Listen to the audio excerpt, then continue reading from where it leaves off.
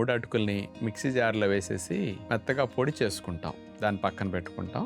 పరోటా కోసం ముందు ఒక చిన్న నాన్ స్టిక్ పాత్ర తీసుకుని అందులో వరిగానం, పచ్చిమిరపకాయ ముక్కలు, జీలకర్ర, పుదీనా ఆకులు ఇవన్నీ దోరగా వేగనిస్తాం. అందులో ఎండుమిరపకాయ ముక్క చక్కోడ కొద్దిగా వేసాం. ఇవన్నీ దోరగా వేగిన తర్వాత అందులో మజ్జిగ పోసేసి దీన్ని ఉడకనిస్తాం. ఈ తాలింపు అంతా మజ్జిగలో ఉడకాలి. బాగా మరిగిన తర్వాత అందులో 3 అటుకుల పౌడర్ని అందులో పోసేసాం. ఉడకపెట్టిన బంగాళదుంపలు మనం తీసుకున్న వాటిని చిదిమేస్తాం. చాట్ మసాలా కొద్దిగా, మల్టీగ్రెయిన్ పిండి ఇవి కలిపిన తర్వాత ఉడికించుకున్న 3 అటుకుల పిండిని ఇందులో వేసేసి కలిపేయాలి. ఒక నాన్ స్టిక్ పాత్ర మీద మేగడ రాసేసి చేతికి తడి చేసుకుని చిన్న సైజు ముద్ద తీసుకుని ఆ రేకు మీద డైరెక్ట్ గా వేసి చేతి వేళ్లతో నొక్కేస్తాం. అట్లా తడి చేసుకుంటూ అట్లా నొక్కితే చాలా అంటుకోకుండా పరోటా సన్న సెక్క మీద మెల్లగా కాలుస్తాం. 3 అటుకుల పరోటా మెత్తగా సాఫ్ట్ గా ఉంటుంది. మంచి ఐరన్ కంటెంట్ ఉంటుంది. రుచి కూడా చాలా బాగుంటుంది.